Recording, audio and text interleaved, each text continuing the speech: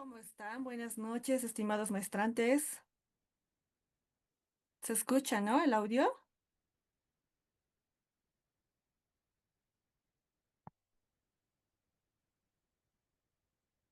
Buenas, ¿se escucha?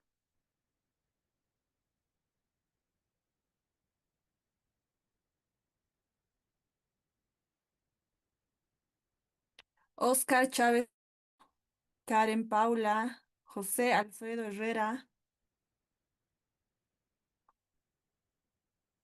Sí, doctora, buenas noches. Se le escucha bien y se ve también Sí, dices, el... Muchas gracias. Me estaba preocupando, creí que mi audio estaba fallando. Gracias. Bien, vamos a empezar entonces. Como es de su conocimiento, la pasada clase estuvimos analizando, ¿no?, el recurso de casación sobre la interposición del recurso, su admisión, la radicatoria, ¿no? Entonces, bajo el comprendido, vamos a continuar revisando y analizando este recurso. Bien, continuemos entonces. Proyecto del fallo. Este es el verdadero deber y misión que tiene un magistrado relator, dice, ¿no? Que la causa sorteada, el de presentar el proyecto de la resolución del fallo, que debe ser sometido a consideración de los compañeros de su sala, para que el mismo sea discutido, analizado y posteriormente votado. Entonces, como dijimos, ¿no? En nuestro país no se no se realiza lo que es la relación de la causa, ya que una vez sorteado el expediente, el magistrado relator presenta directamente el proyecto de resolución a consideración de su sala. Todo esto para llegar a un acuerdo sobre la forma de resolución que merecerá el recurso de casación en estudio. Por ello, el proyecto de resolución viene a constituir un borrador, ¿no?, de la futura resolución, donde el proyectista o relator redacta los fundamentos y motivaciones que la resolución, ¿no?, sugiere la forma de resolución y fundamentalmente señala si existe o no violación de la ley, o también si existe una mala interpretación o si las mismas han sido aplicadas falsamente o erróneamente, y especifica en qué consiste la violación, la falsedad de error del derecho denunciado por el recurrente, ¿no? Y finalmente si existe o no causal de nulidad. Entonces, es común que en la práctica judicial existan en muchos casos varios proyectos de resolución. Estos son discutidos y analizados para que finalmente sea uno el aprobado por los miembros de la sala especializada. Asimismo, el proyecto de resolución debe ser puesto a consideración de la sala para el estudio en conjunto por los miembros de la misma y someter luego la votación para que exista una resolución jurídicamente válida. Por lo tanto, no concluida la relación de la causa, la magistrada o el magistrado relator presentará para consideración de la sala el proyecto de casación en la forma prevista por el artículo 220 del Código Procesal Civil. Por favor, busquemos nuestro Código Procesal Civil, específicamente el artículo 220.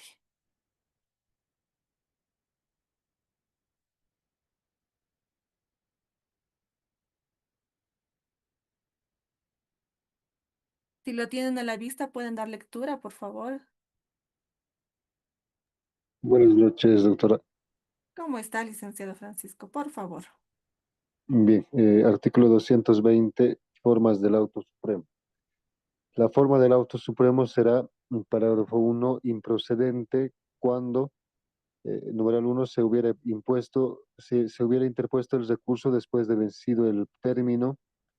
Dos, pudiendo haber apelado, no se hubiera hecho uso de este recurso ordinario excepto que la parte estuviese conforme la sentencia y ésta fuese anulada, revocada total o parcialmente en grado de apelación. 3. La resolución no admita el recurso de casación. 4. El recurso no cumpliera con lo previsto por el artículo 274, parágrafo 1 del presente código. Y 5. La o el recurrente no hubiera intervenido en las instancias anteriores. Parágrafo 2. Infundado cuando el tribunal no encontrare haber sido violada la ley o o leyes acusadas en el recurso. Parágrafo 3. Anulatorio de obrados con o sin reposición. Numeral 1. En el primer caso, cuando sea resuelto por la autoridad judicial incompetente o por tribunal integrado contraviniendo la ley, autoridad judicial legalmente impedida o cuya excusa o recusación estuviere pendiente o hubiera sido declarada legal por tribunal competente. Por faltar alguna diligencia o trámite declarados esenciales, falta expresamente penada con nulidad por ley. Y numeral 2, en el segundo caso, cuando se otorgue más de lo pedido por las partes o hubiere apelación desistida. Y por último, parágrafo 4, casando cuando la resolución infringiere la ley o leyes acusadas en el recurso. En este caso, fallará en lo principal del litigio, aplicando las leyes conculcadas y condenando en responsabilidad de multa a la autoridad judicial infractora, a menos que encontrare excusable el error. La casación podrá ser total o parcial. Muy bien. Muchas gracias, licenciado. Evidentemente, ¿no? Las formas entonces del auto improcedente, bien, infundado, anulatorio y cas. Bien. Entonces vamos a ir revisando cada uno de estos puntos y comencemos con el primero. Infundado el recurso, dice. Bien, diapositiva.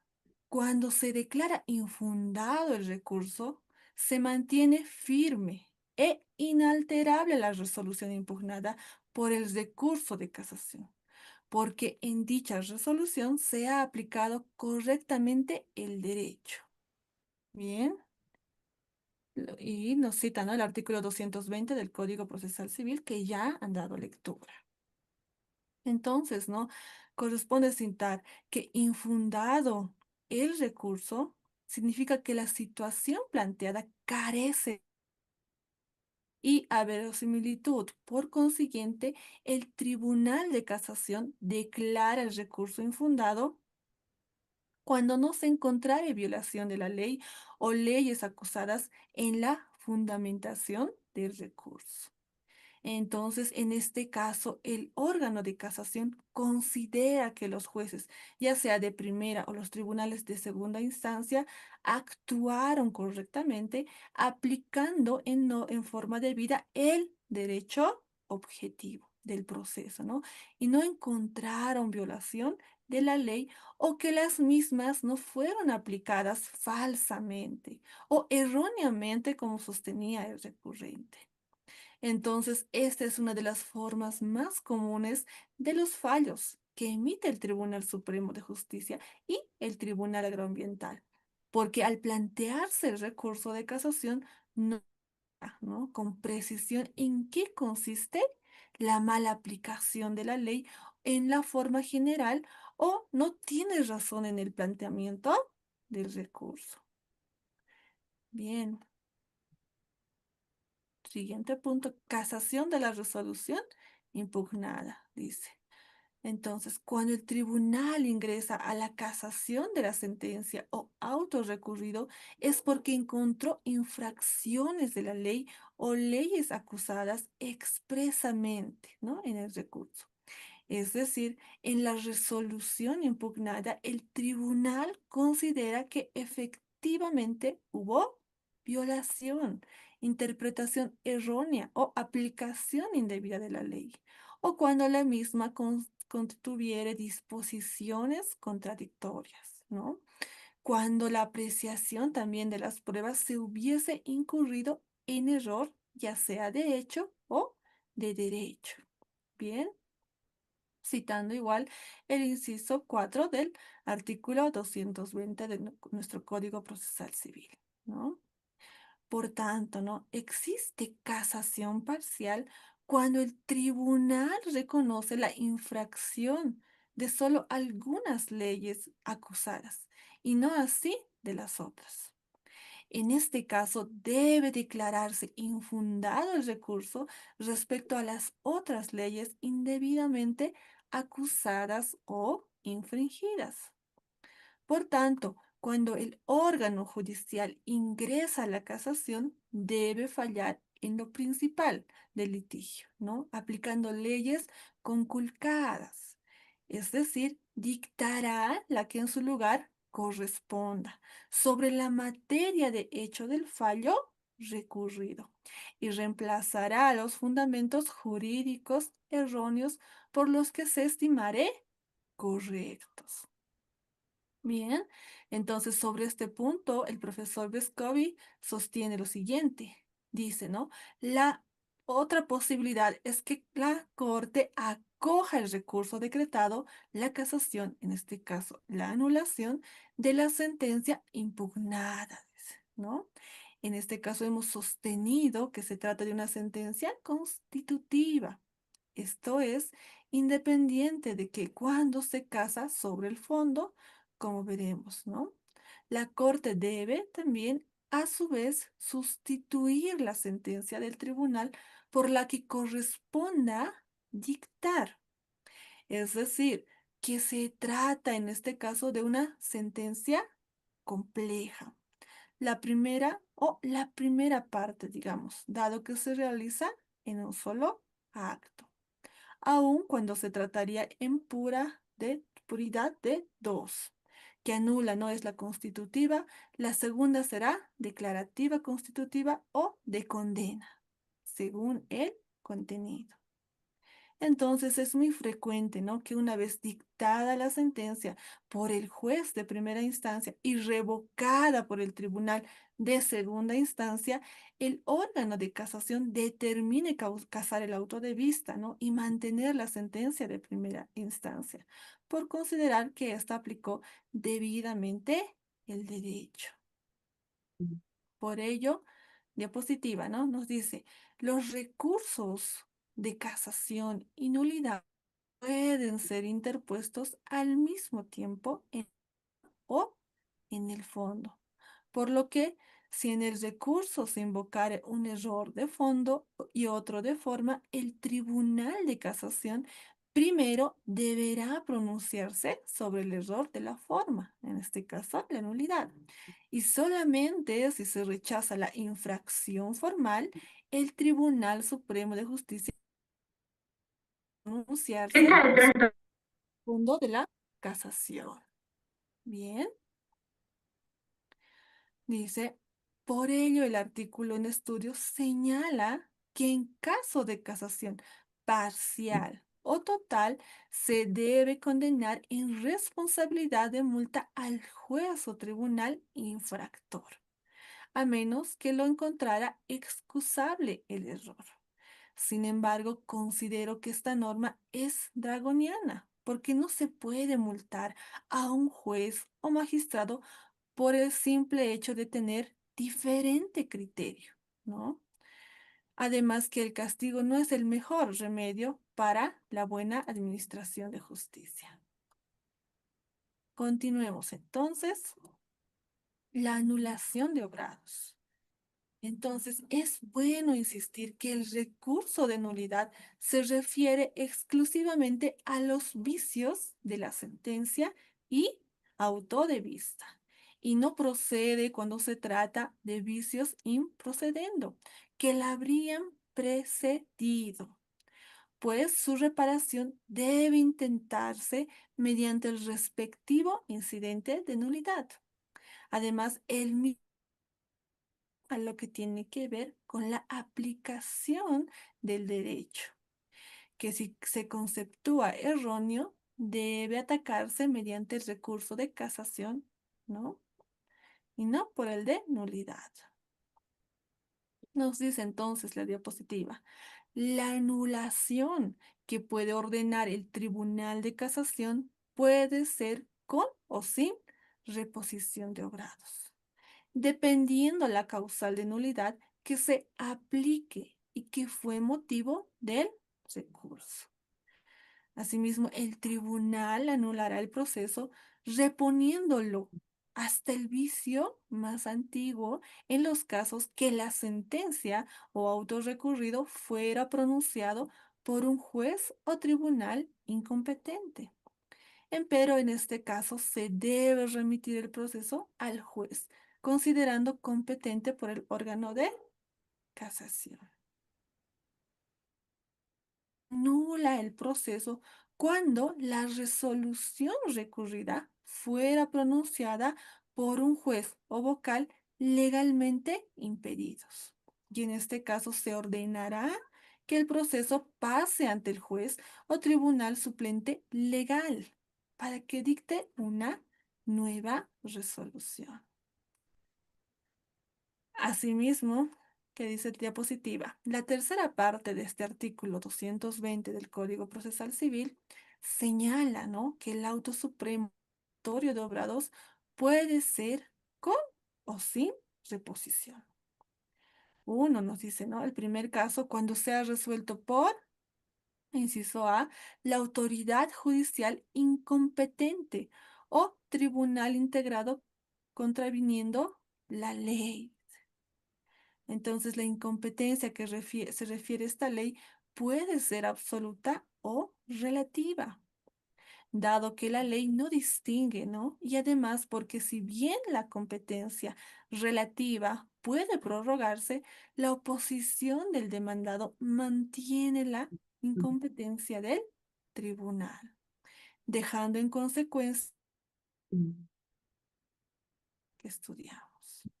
El inciso B, autoridad judicial legalmente constituida, cuya excusa o recusación estuviere pendiente o hubiera sido declarada legal por el tribunal competente.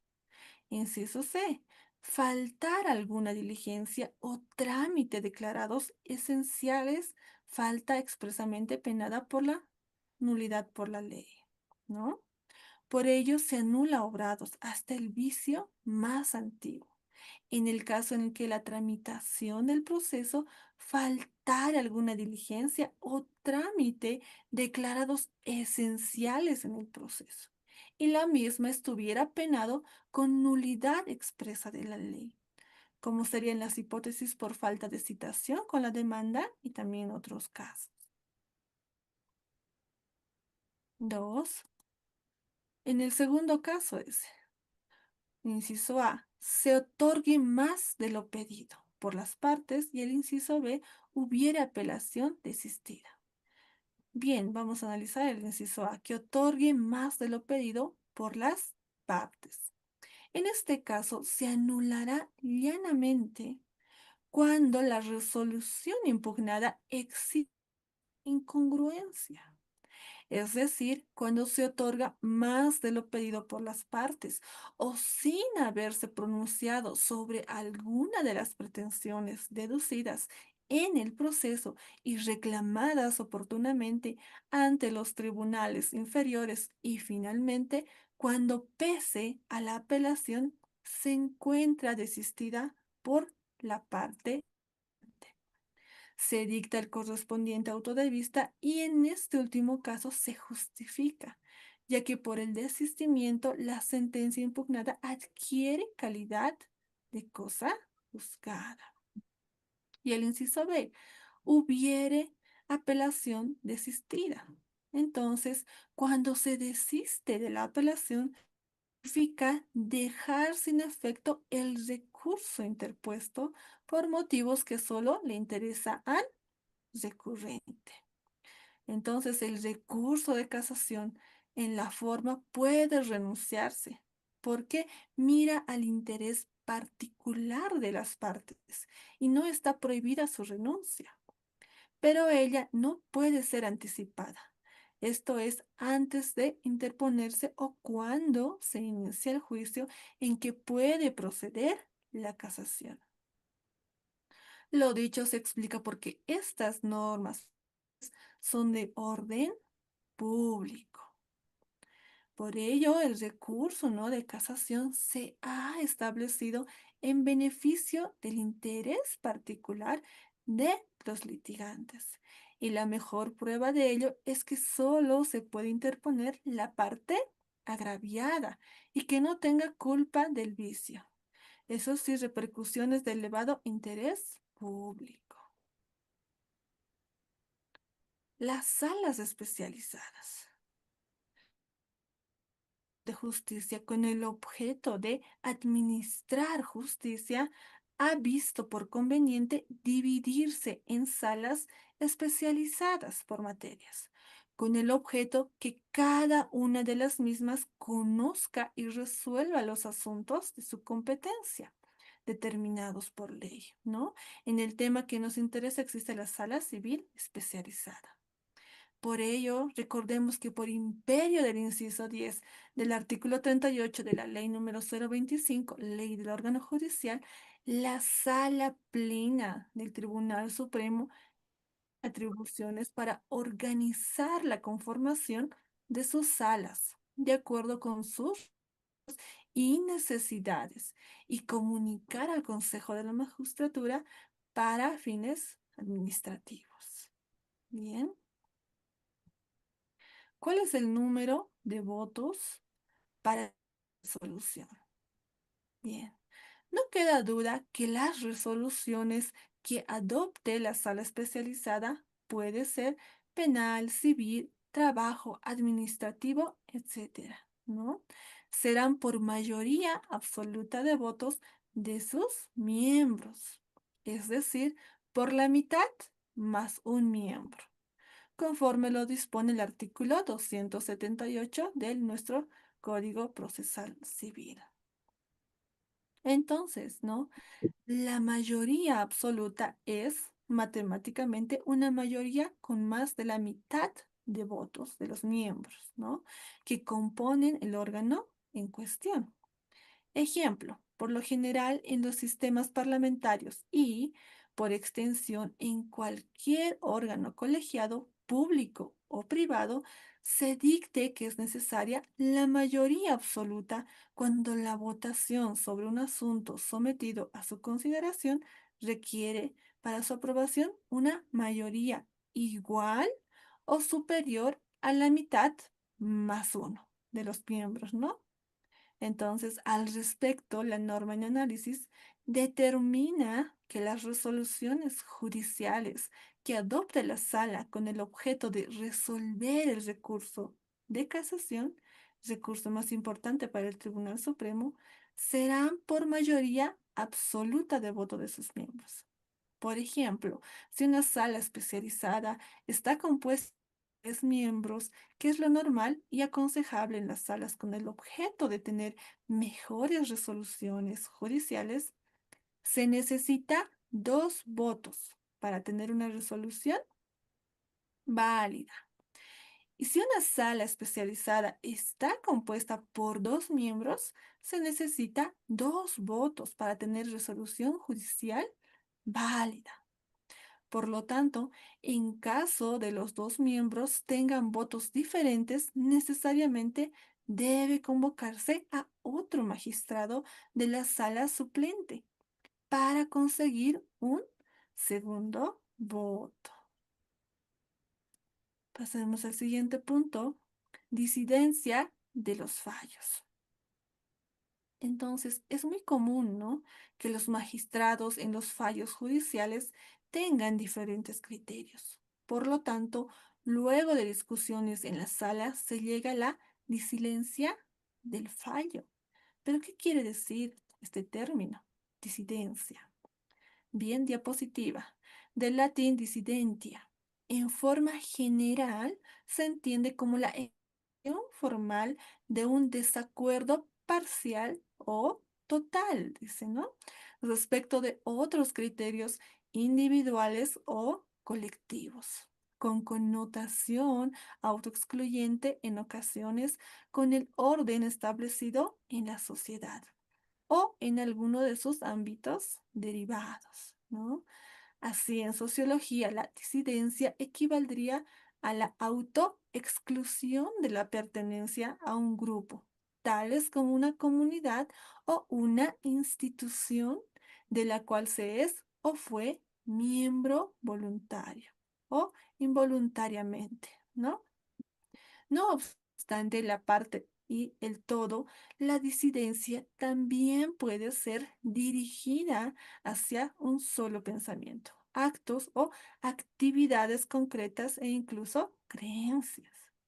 Bien, entonces, el disidente de una resolución tiene derecho que su voto puede ser registrado, quede registrado para constancia del cual fue el motivo y el fundamento de su actitud asumida en el proceso.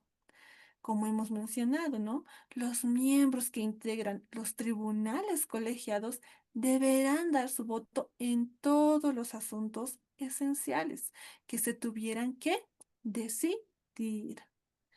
Entonces, muchas veces algún vocal o ministro es disidente con la resolución adoptada por la sala, ¿no? O por no estar de acuerdo con la forma de resolución o por tener otro criterio. Por ello, diapositiva, ¿no? Se denomina voto particular en derecho procesal a la opinión divergente que emite el miembro de un tribunal u órgano colegiado, ¿no? Con respecto a la decisión tomada por la mayoría. Entonces, el voto particular puede centrarse en la decisión final tomada, en cuyo caso se llamará voto disidente o discrepante, o en la argumentación, ¿no? En este caso se llamará voto concurrente, puesto que el miembro del tribunal no coincide con la argumentación mayoritaria. Bien, pero este miembro sí con la decisión final, ¿no? El voto popular puede tener su aplicación principalmente en lo que refiere a la jurisprudencia y decisiones judiciales, aunque el concepto también se extiende al resto de los órganos públicos colegiados que emiten decisiones o recomendaciones. Entonces, conforme a una amplia doctrina, se establece, ¿no?, que los requisitos para que se emita un voto particular son, uno, que un tribunal u órgano colegiado emita una decisión o resolución de fondo, auto supremo. Dos, que alguno de sus miembros no esté de acuerdo con la decisión de la mayoría y quiera dejar constancia por escrito de sus discrepancias y motivos en los que la resolución se deba pronunciar. En este caso, el miembro del tribunal puede dejar por escrito su voto particular, dejando claros sus motivos y la sentencia o auto supremo alternativa, ¿no?, que él habría dictado.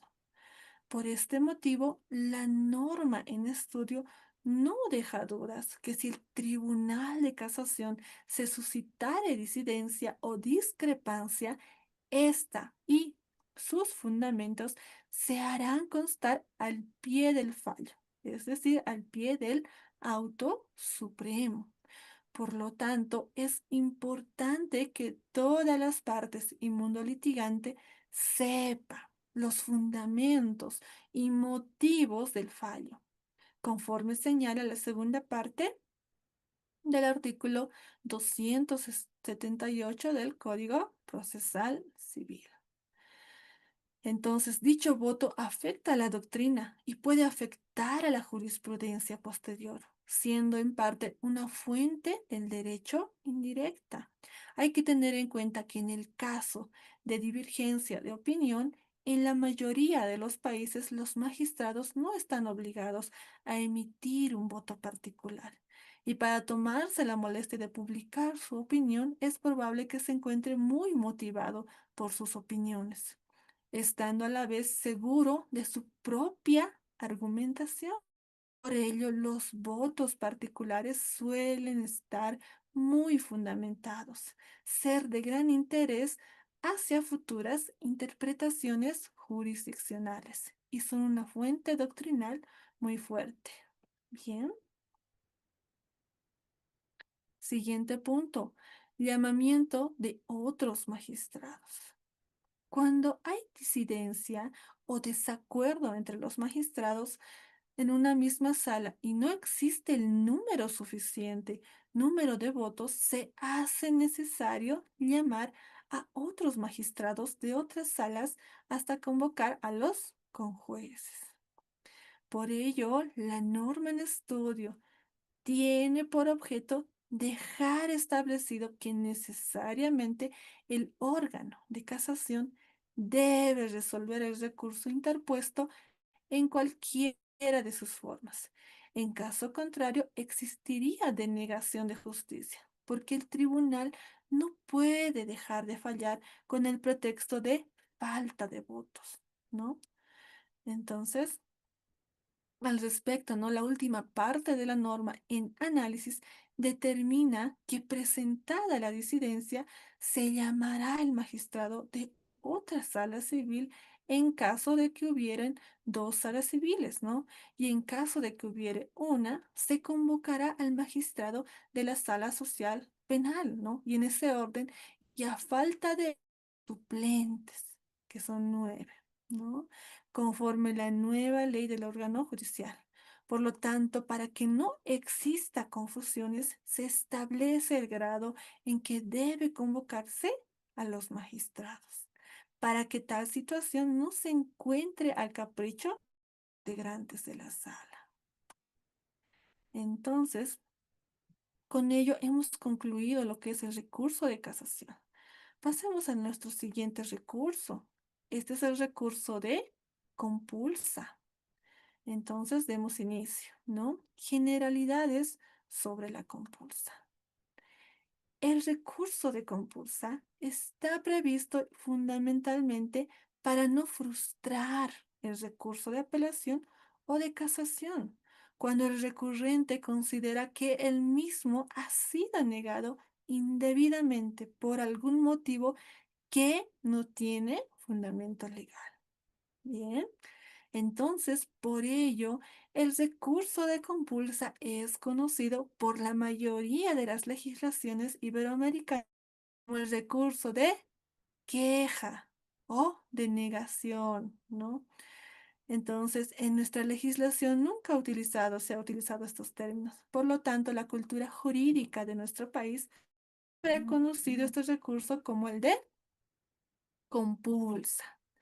Si bien de primera instancia el tribunal y tribunal de segunda instancia tienen facultades para denegar la apelación y también la casación por haberse interpuesto fuera del plazo, por apelación directa o por ser recurrible la resolución conforme a los artículos 263 y 274 del Código Procesal Civil, el juicio es definitivo sobre la admisibilidad del recurso, incumbe al Tribunal Superior, pues de otro modo quedaría en manos de los jueces o tribunales la responsabilidad de frustrar la vigencia del sistema de la doble instancia.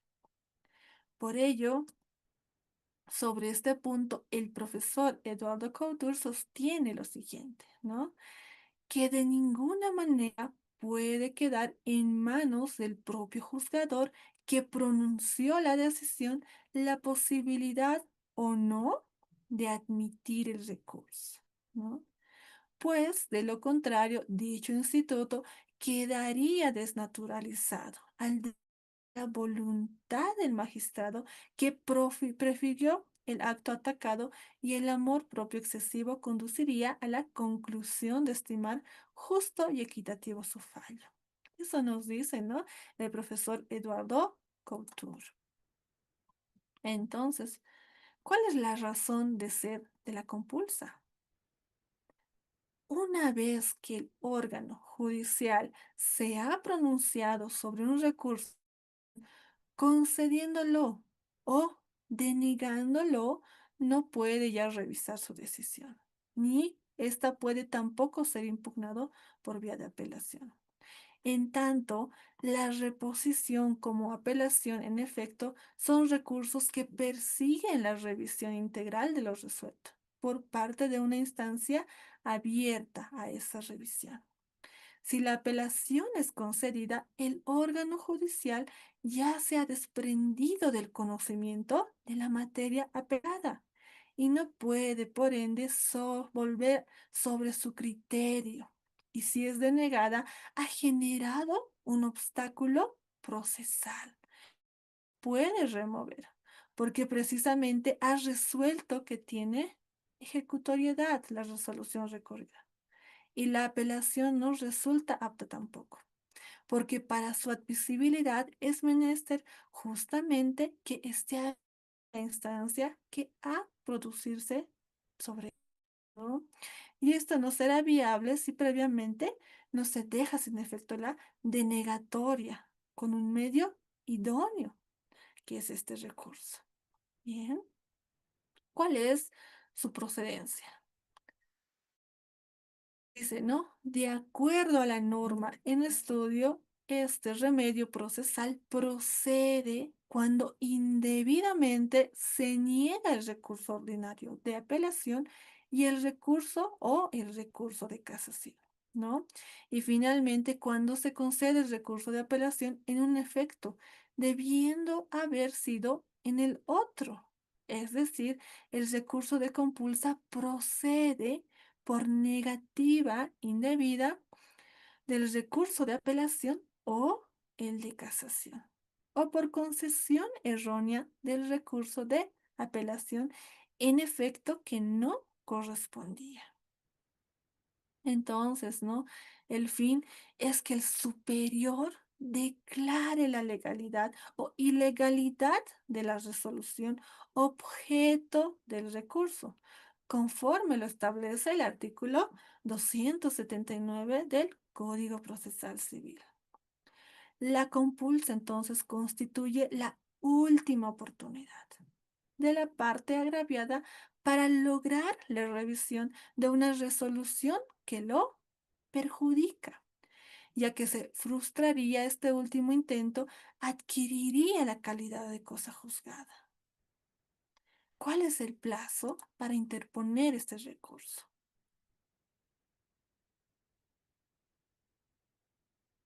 Dice, ¿no? La norma en análisis es contundente cuando determina que el recurso de compulsa se interpondrá por escrito fundado ante la misma autoridad judicial que denegó el recurso o lo concedió erróneamente en el plazo de 3 días contados a partir de la fecha de notificación con el auto correspondiente, conforme dispone el artículo 280 del Código Procesal Civil. Entonces, recordemos que como se trata de un plazo menor de 15 días, debe aplicarse el parágrafo segundo del artículo 90 de nuestro Código Procesal Civil.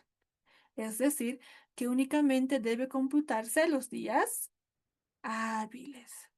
Bien, considera entonces, ¿no? Que igualmente este recurso puede interponerse en forma oral cuando un recurso es planteado en una audiencia, cuando injustamente se niega algún recurso y especialmente cuando se concede en un efecto equivocado, situación que no ha sido prevista en la norma en análisis, pero se colige de esta institución recursiva. ¿Cómo se interpone el recurso? Bien, la fundamentación del recurso de compulsa debe dirigirse a probar que el recurso fue mal denegado o el efecto se encuentra equivocado, ¿no? No correspondiendo en este momento argumentar sobre la justicia o nulidad del fallo u otros aspectos del proceso, por lo que la fundamentación del recurso de compulsa debe ceñirse únicamente a expresar los errores en el juez o tribunal de grado inferior al impedir la apertura de la instancia ante la alzada, mediante una crítica eficaz, razonada o un análisis concreto y argumentado. Entonces, ¿no? Por ello, inicialmente se encuentran legitimados para interponer el recurso de compulsa las partes y un tercero en forma excepcional, cuando la negativa se funda justamente en su calidad, que resulta discutible. Será el superior quien deberá resolver tal situación. La parte que interviene el recurso de compulsa lo es solamente el compulsante o perjudicado. La contraparte no tiene intervención en el procedimiento. Sin embargo, el mismo puede participar cuando éste alegue algún interés legítimo. Bien, pudiendo en todo caso realizar una actividad de control y seguimiento, porque si se revierte la decisión, el mismo puede sentirse afectado en sus derechos. Entonces, al momento de interponerse el recurso de compulsa, se debe expresar los agravios sufridos, ¿no? Que consideran en refutar los fundamentos que tuvo el juez o tribunal para rechazar los recursos, y estos deben ser en el momento, no antes ni después. Continuemos, ¿no? ¿Cuál es la obligación?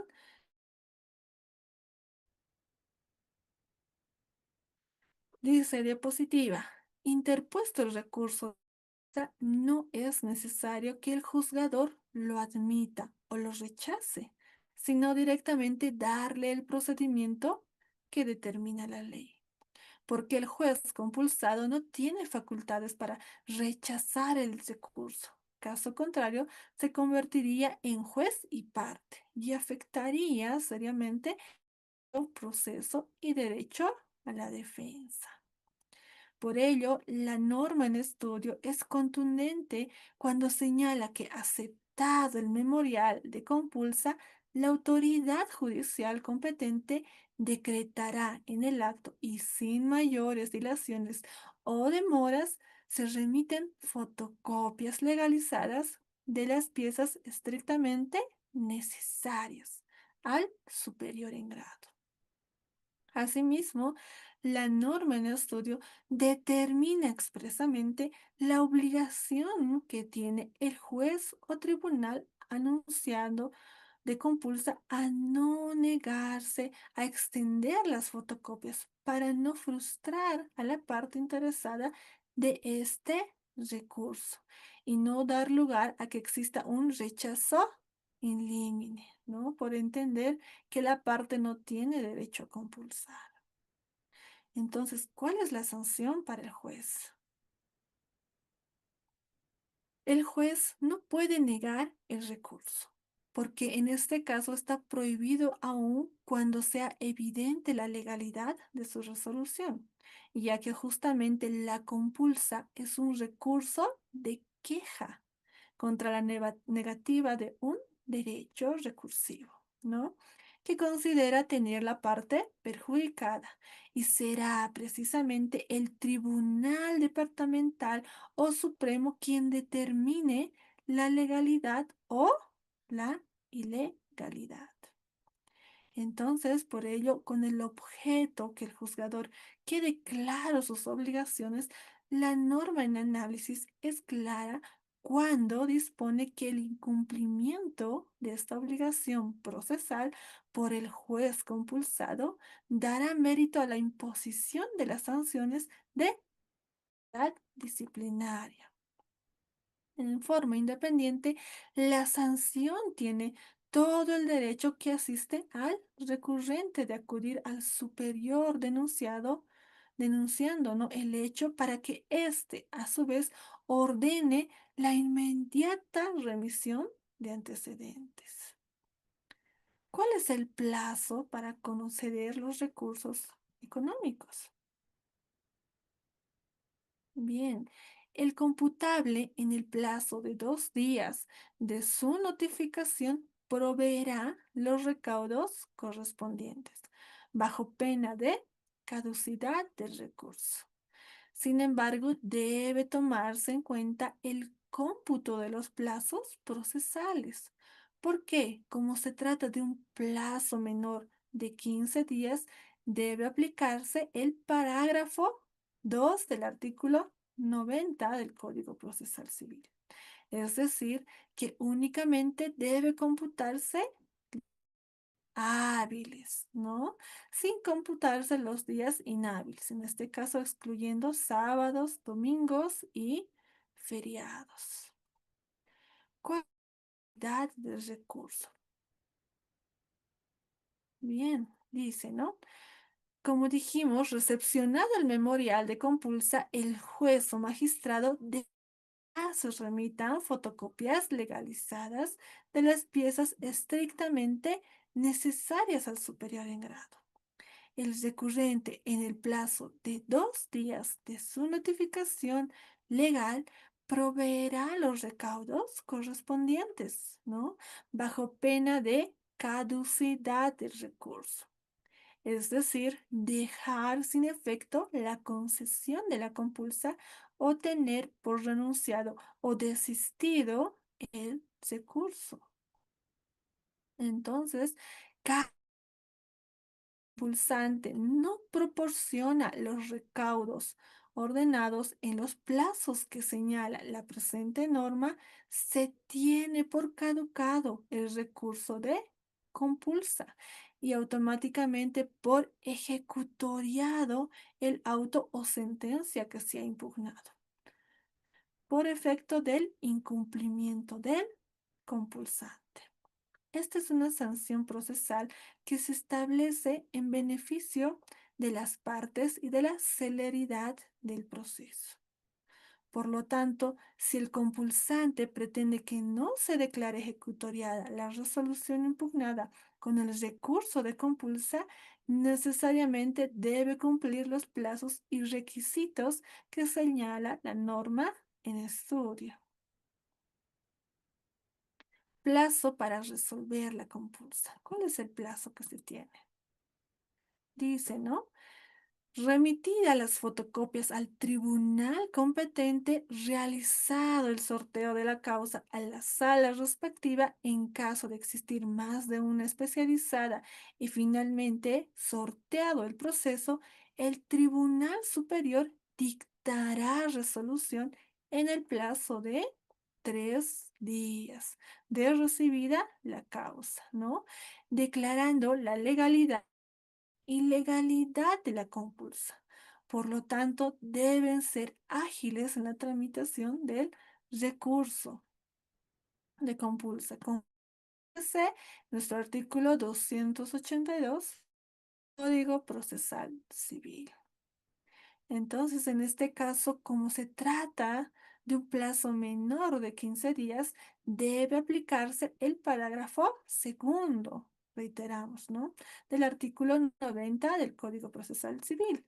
Es decir, que únicamente debe computarse también los días hábiles para resolver, sin computarse los días sábados y domingos o feriados.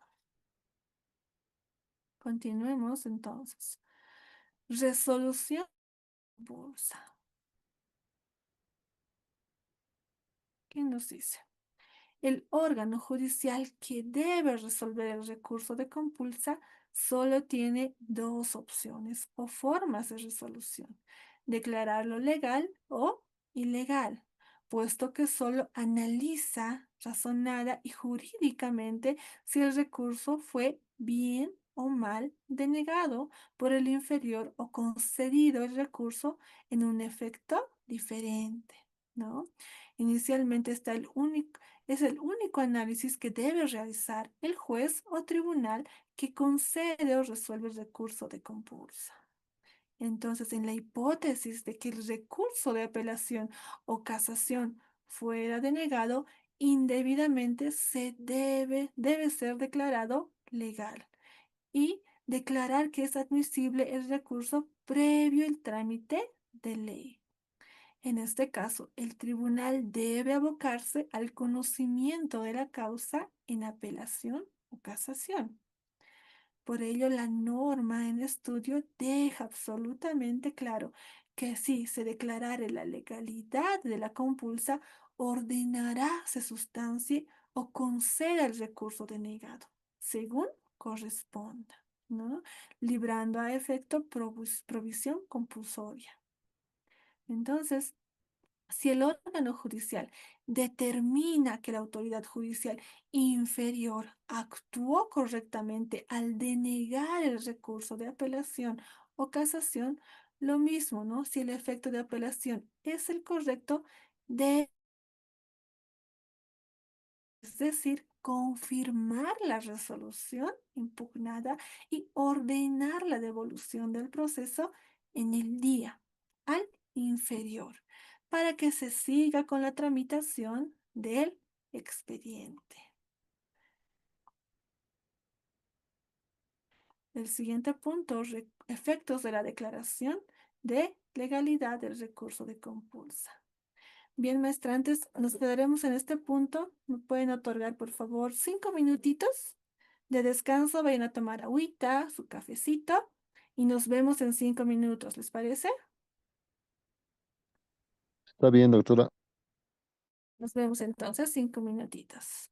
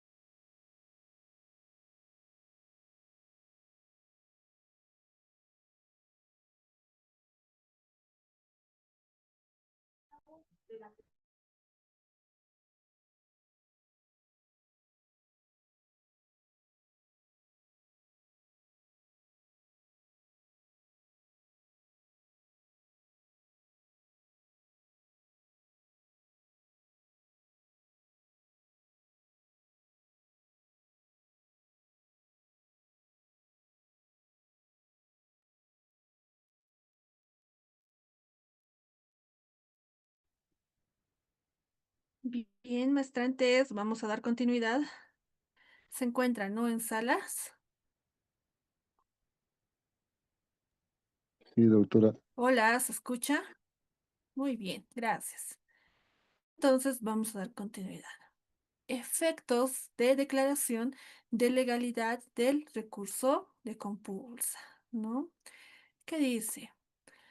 La norma en estudio tiene lógica, porque si el superior declara legal la compulsa, todo lo actuado por el inferior desde la interposición del recurso de apelación nulo de pleno derecho, ¿no? Empero, esta nulidad viene a consecuencia de la resolución del órgano superior.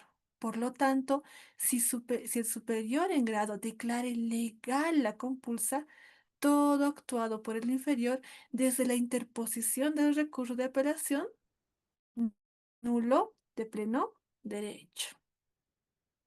Por ello, al respecto, la norma en estudio deja absolutamente claro que si el superior declarare legal la compulsa, todo actuado por el inferior a partir de la interposición del recurso será nulo de pleno derecho.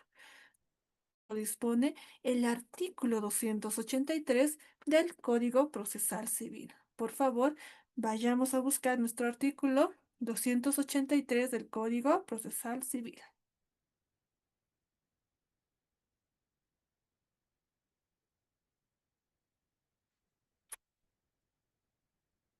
Si lo encontraron, pueden dar lectura, por favor.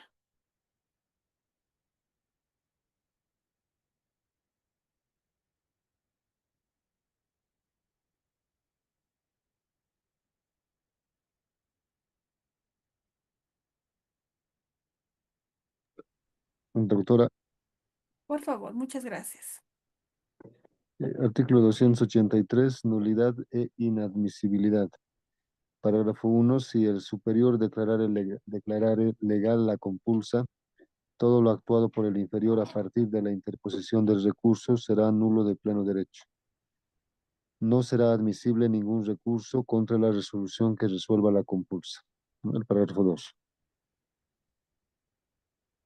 Perfecto. Eso es Muchas gracias, licenciada. Exacto, ¿no? Entonces, esta nulidad es de pleno derecho, porque no necesita de resolución expresa que así lo disponga. Basta con que el recurso sea declarado legal para que automáticamente todo lo actuado quede nulo. Es decir, si el superior declarara legal la compulsa, todo lo actuado por el inferior desde la interposición del recurso será nulo de pleno derecho. Bien, siguiente punto.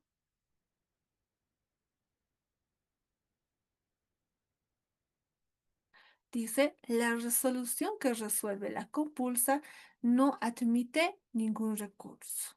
¿Qué quiere decir? La resolución que concede o niega el recurso de compulsa no es recurrible.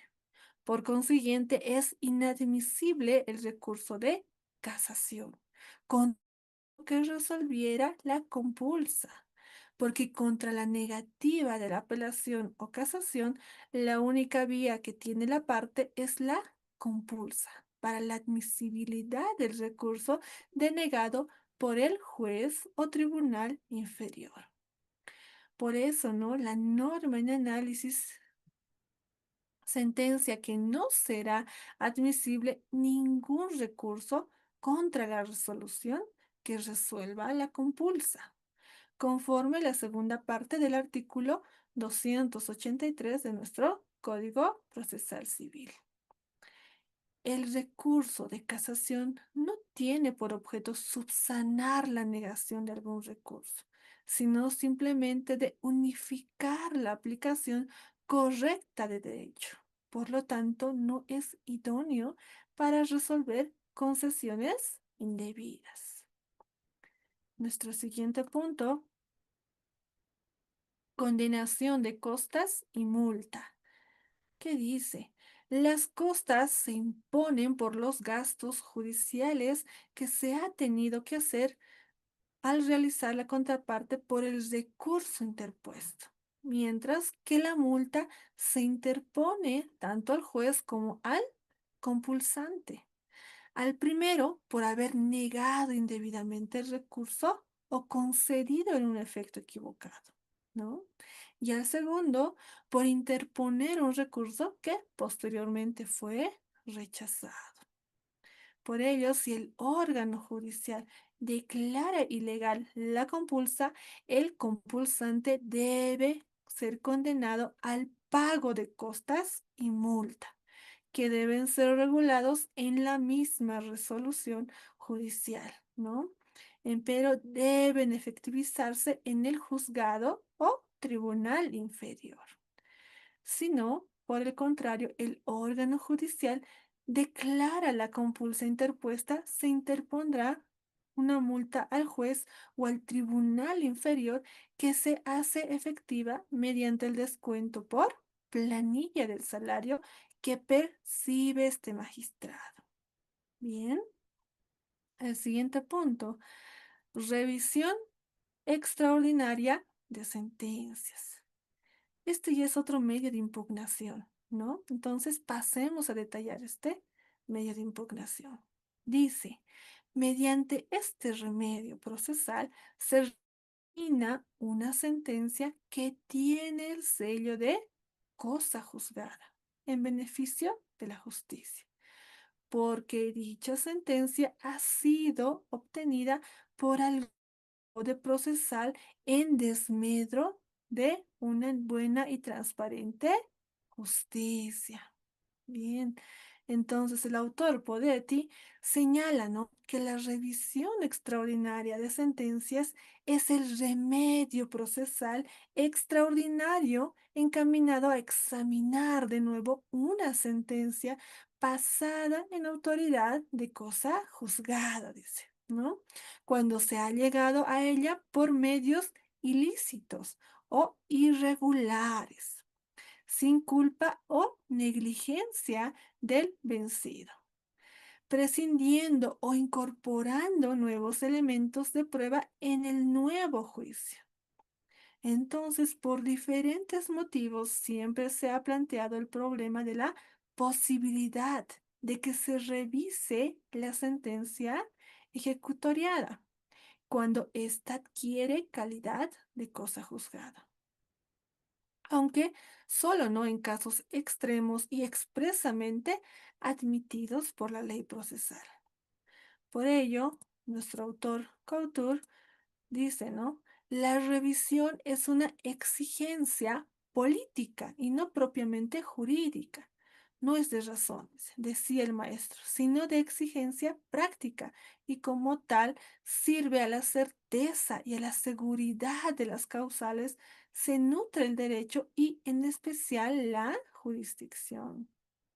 Empero, por no tratarse de un valor en sí, no ser de en ciertos casos, ante el valor justicia inseparable del derecho, se debe buscar la verdad por encima de la seguridad.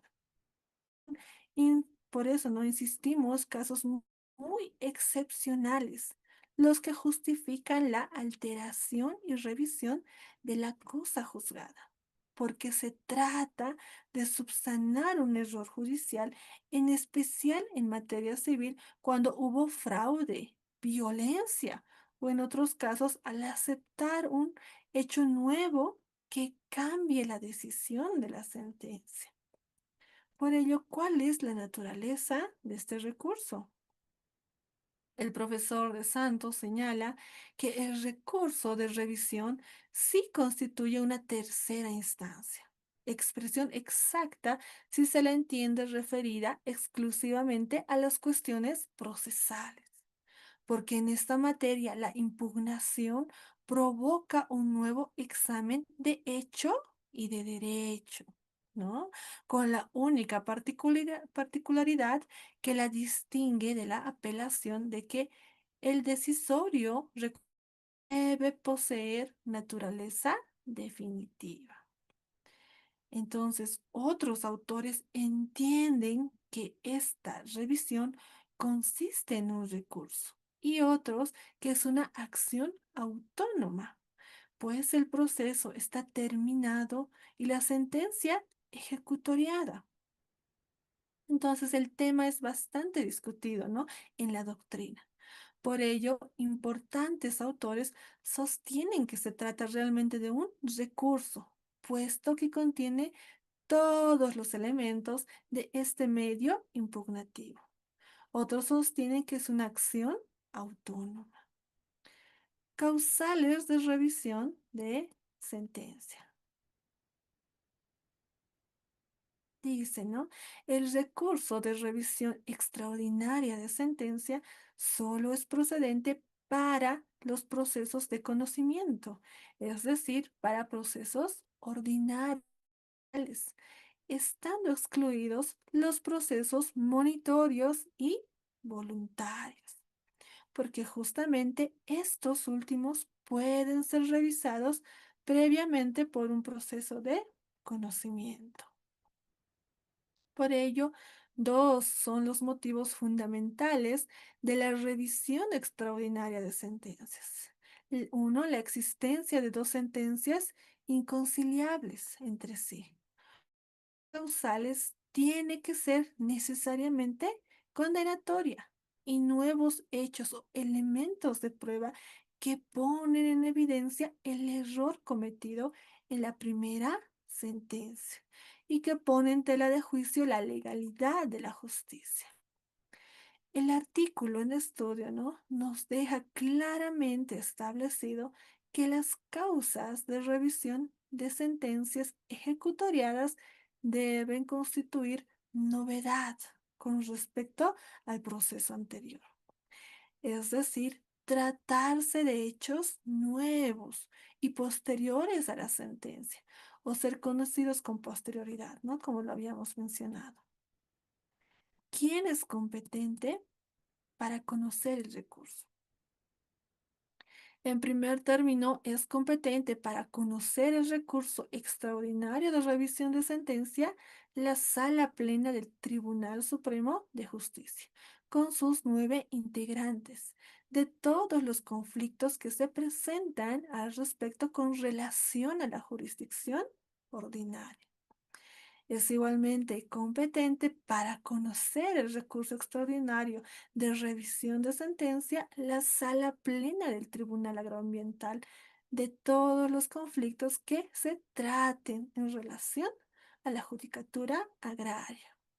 En resumen, ¿no? El recurso extraordinario de sentencia procede en los siguientes casos. Conforme la norma de estudio, el artículo 284 de nuestro Código Procesal Civil. ¿Qué nos dice? Como punto uno, vamos a ver, aquí está. Cuando se hubiere fundado o instaurado en documentos declarados falsos por otra sentencia ejecutoriada que se hubiere dictado con posterioridad a la sentencia que se tratare de revisar. Por ejemplo, ¿no? Se ha ganado un proceso de reivindicación gracias a un documento público y luego este documento es declarado falso. Bien. El segundo punto dice, habiéndose dictado sentencia exclusivamente en virtud de prueba testifical y han sido condenados por falso testimonio en las declaraciones que sirvieron de fundamento a la sentencia, ¿no?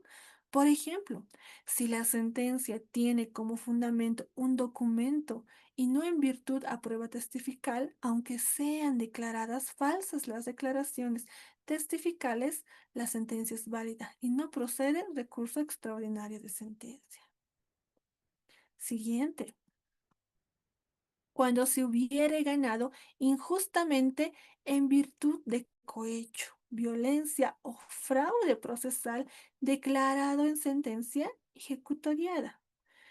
Recordemos, ¿no?, que el cohecho es cuando un juez o servidor público, para hacer o dejar un acto relativo a sus funciones o contrario a los deberes de su cargo, recibiere, ¿no?, directamente o por interpuesta persona para sí o un tercero dádivas, regalos, obsequios o cualquier otra ventaja, o aceptar ofrecimientos o promesas, en otras palabras, de las partes.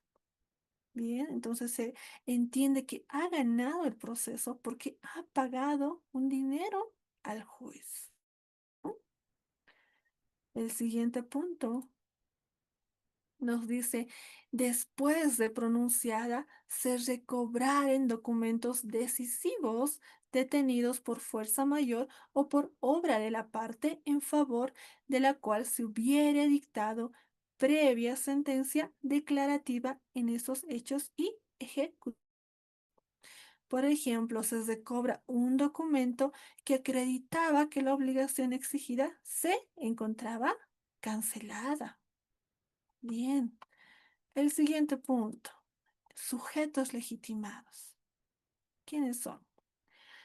Este recurso extraordinario de revisión de sentencia originalmente pueden interponerlo solo las partes del proceso, pudiendo incluirse a los herederos y causahabientes que tengan un interés serio y legítimo de la revisión. Es decir, se encuentran legitimados para interponer el recurso extraordinario de revisión de sentencia quienes hubieran sido parte en el proceso por sus sucesores o causahabientes a título universal, ¿no? O por terceros interesados, conforme lo establece nuestro artículo 285 del Código Procesal Civil.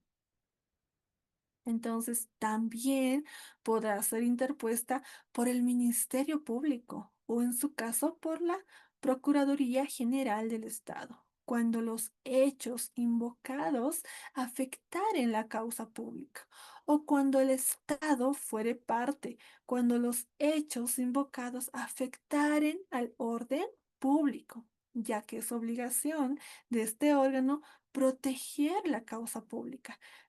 Entonces, la Procuraduría General del Estado es la institución de representación jurídica que tiene como atribución promover, defender y precautelar los intereses del Estado boliviano, ¿no? Igualmente, puede interponer el recurso una persona que no intervino en el primer proceso cuando existe fraude procesal, colusión o la resolución se hubiera obtenido por actividad dolosa del tribunal o juez.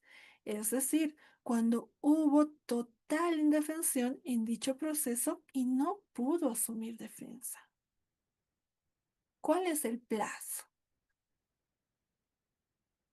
En primer lugar, el recurso extraordinario de revisión de sentencia debe interponerse dentro del plazo fatal de un año, computables a partir del día hábil siguiente a la ejecutoría de la primera sentencia, es decir, de la que se pretende revisar con el presente conforme al artículo 286 de Código Procesal Civil.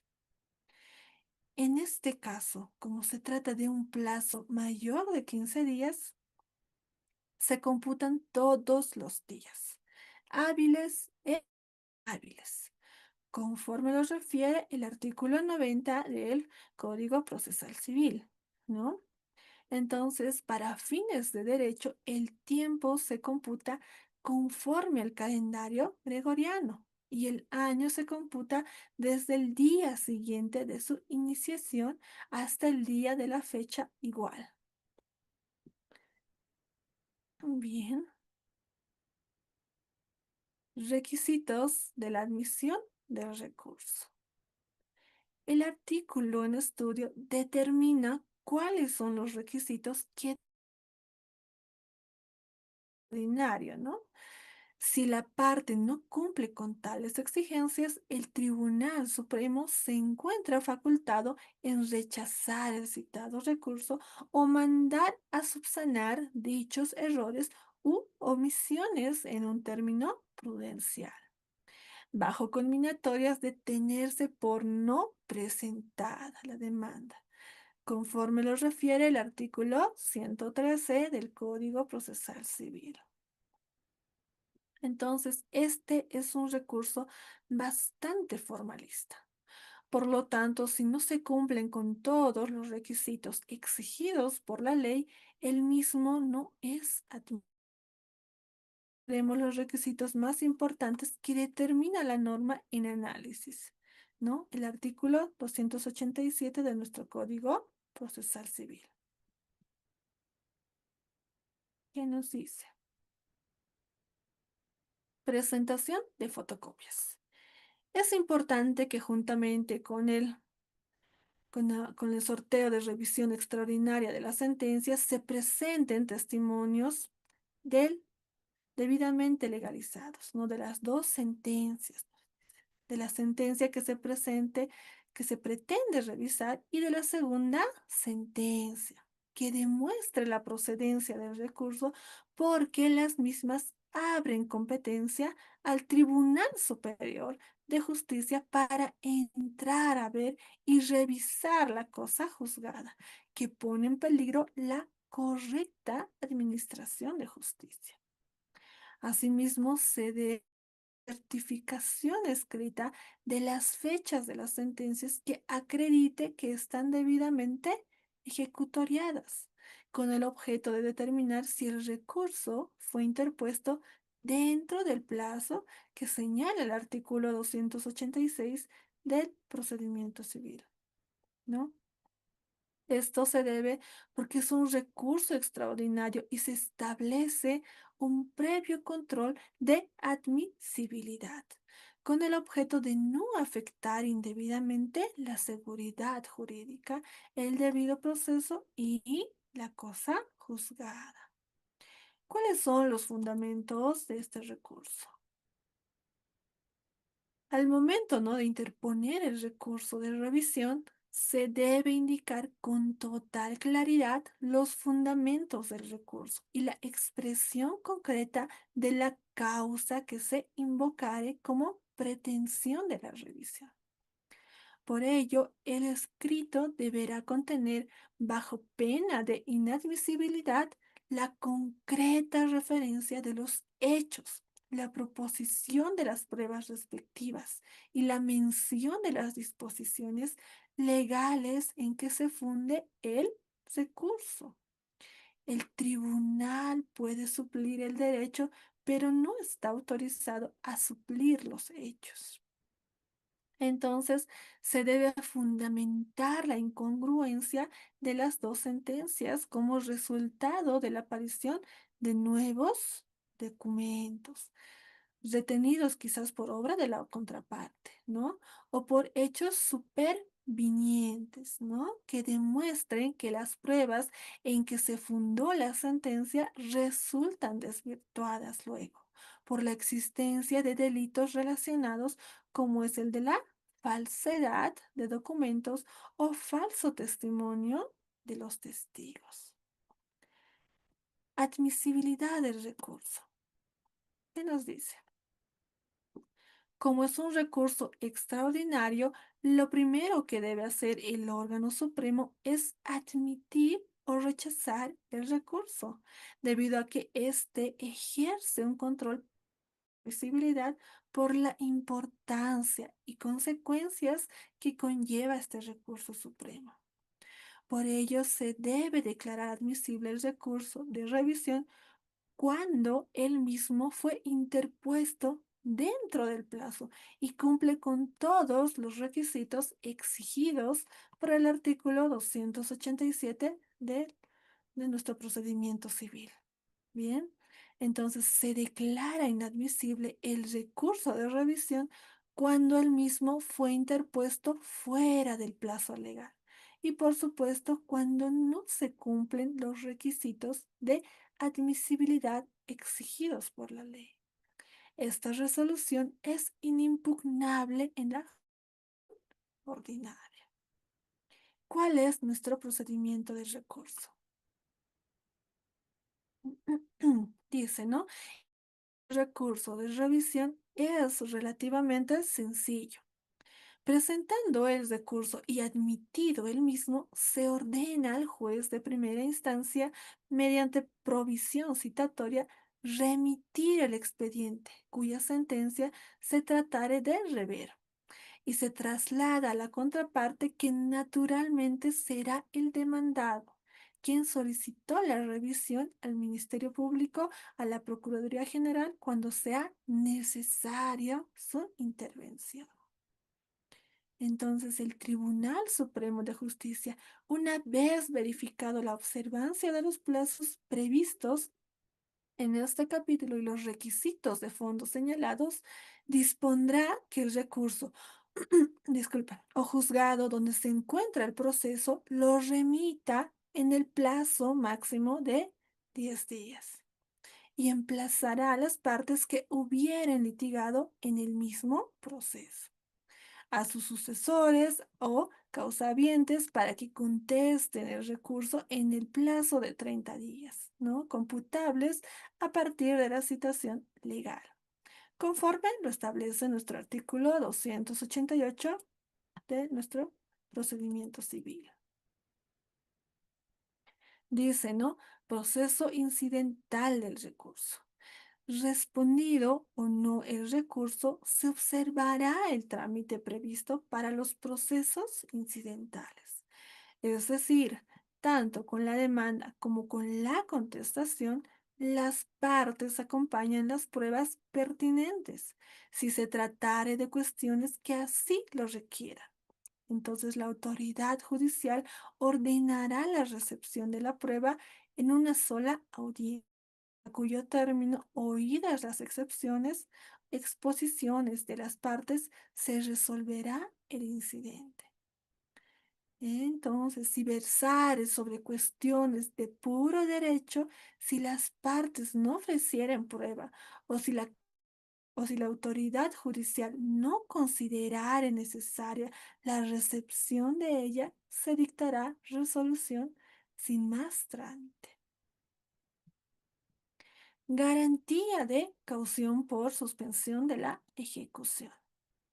Bien, debemos partir del principio que ningún recurso ordinario o extraordinario suspende la ejecución de la sentencia, ¿verdad? Al respecto, el artículo 400 de este procedimiento dispone, en su parágrafo 1, dice, ¿no? La ejecución de sentencias pasadas de cosa juzgada no podrá suspenderse en ningún caso, por ningún recurso ordinario, ni el de compulsa, ni el de recusación, ni por ninguna solicitud que tendiere a dilatar o impedir el proceso de ejecución, que serán rechazados en forma inmediata. El parágrafo 2. Sin embargo, si existiera acusación por falsedad material o ideológica en materia penal que recayera sobre los documentos base de la acción, se suspenderá provisionalmente su ejecución. Más si se pone su falsedad como excepción civil. La autoridad judicial, según las circunstancias, podrá suspender provisionalmente su ejecución. Entonces, en el memorial de presentación de recurso extraordinario de sentencia o en cualquier momento del procedimiento, la parte recurrente podrá pedir la suspensión de los efectos de la sentencia impugnada. Si el recurrente solicitare la suspensión de la ejecución, de la sentencia que se tratare de rever y el Tribunal Supremo de Justicia Ordinaria o Agroambiental considerare procedente, al momento de admitir el recurso, deberá fijar la garantía de caución o contracautela en un monto determinado, ¿no?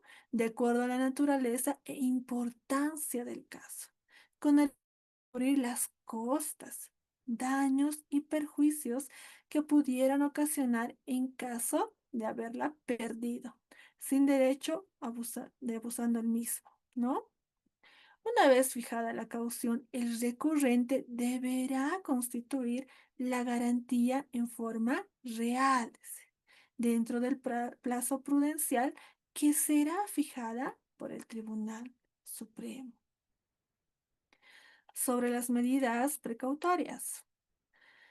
El recurrente podrá solicitar las medidas precautorias que consideraren necesarias para asegurar el cumplimiento efectivo del fallo que se emitirá con el recurso de revisión extraordinaria de sentencias, ¿no? E impedir que la sentencia objeto del recurso cause serios e irreparables perjuicios a sus derechos.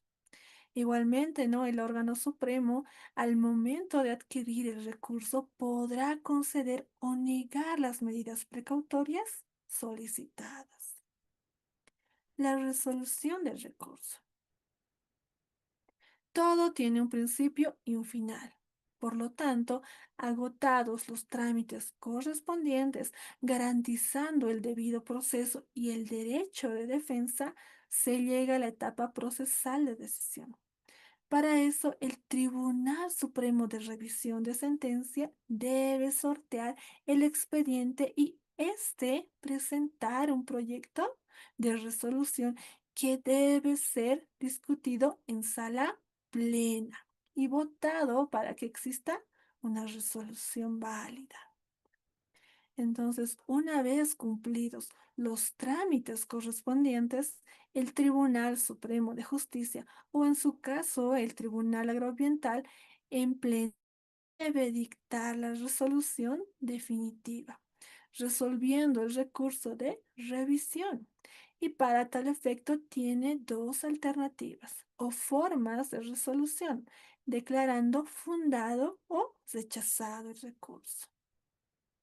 Es decir, la sentencia será declarada fundada o rechazada y hará cosa juzgada material, lo que significa que no cabe ningún otro recurso para impugnar dicha resolución. Recordemos que conforme a la Ley Orgánica del Poder Judicial, en su parágrafo 1, el Pleno del Tribunal Supremo de Justicia hará quórum con la mitad más uno de la totalidad de sus miembros. Entonces, las resoluciones que adopte serán por mayoría absoluta de la totalidad de sus miembros. Por ello, cuando no pueda constituirse la sala plena por ausencia temporal o definitiva, recusación, excusa o vacación de un magistrado supremo, el presidente del Tribunal Supremo de Justicia convocará al número suficiente de suplentes. El rechazo del recurso. Siguiente punto, ¿no? ¿Qué nos dice?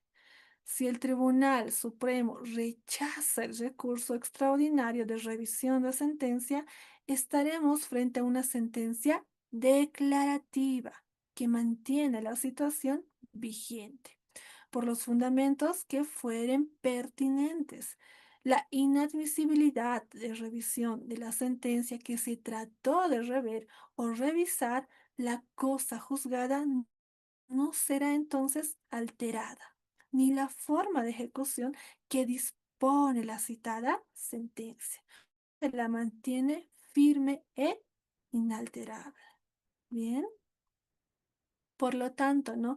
En caso de que se hubiera decretado la suspensión de la sentencia, se debe notificar inmediatamente y por el medio más rápido al juez de primera instancia para que continúe, ¿no? Con los trámites de la ejecución y no retrasar más el proceso judicial y por lo tanto no cause perjuicios a las partes y obstaculice la celeridad del proceso. En este caso, se debe condenar al recurso daños y perjuicios que deben ser fijados en la misma resolución o en ejecución de dicho fallo. También perderá el depósito, en este caso la garantía de caución. Fundado el recurso, siguiente punto. ¿Qué nos dice? En la hipótesis que se declara fundado el recurso, al Tribunal Supremo recién se le abre verdaderamente la revisión extraordinaria de sentencia, ya que ingresa a revisar la cosa juzgada que originalmente se encontraba ejecutoriada en el proceso objetado. En este caso, ¿no? El Tribunal Supremo de Justicia dictará nueva sentencia y la misma puede ser anulando total o parcialmente o modificando la que fue objeto de la revisión. Es decir, se dicta la nueva sentencia que establece una nueva situación de hecho o de derecho porque se revoca la resolución impugnada con el presente recurso, por lo cual este es el fin de este recurso extraordinario. Siguiente punto, irrecurribilidad de la resolución. ¿Qué nos dice? La norma en estudio deja absolutamente claro que en materia del recurso extraordinario de revisión de sentencia, la última y definitiva palabra la tiene el Tribunal Supremo de Justicia y o Tribunal Agroambiental, ¿no? Por lo tanto, contra la resolución de fondo no existe ningún recurso ordinario o extraordinario. Al respecto, el artículo en análisis determina, ¿no?, que la sentencia que resuelva el recurso sobre enmienda o complementación, que no tiene por objeto modificar el fallo, sino simplemente aclarar algún aspecto de la resolución, pero jamás modificar el fallo que en realidad adquiere la calidad de cosa juzgada material y formal. Bien, estimados maestrantes, ¿no? Hasta aquí hemos analizado y revisado el recurso de casación, asimismo el recurso de compulsa y la revisión extraordinaria. Por lo cual, en la siguiente clase analizaremos el recurso de aclaración, enmienda y complementación y finalizaremos con las acciones de defensa constitucional. Bien, ¿algún aporte que quieran realizar a la clase del día de hoy?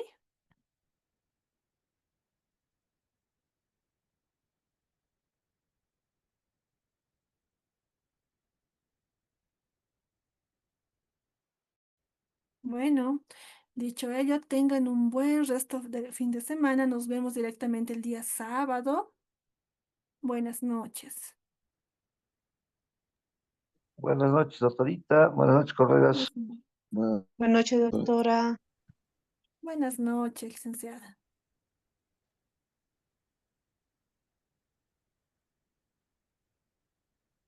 buenas noches, Cristian.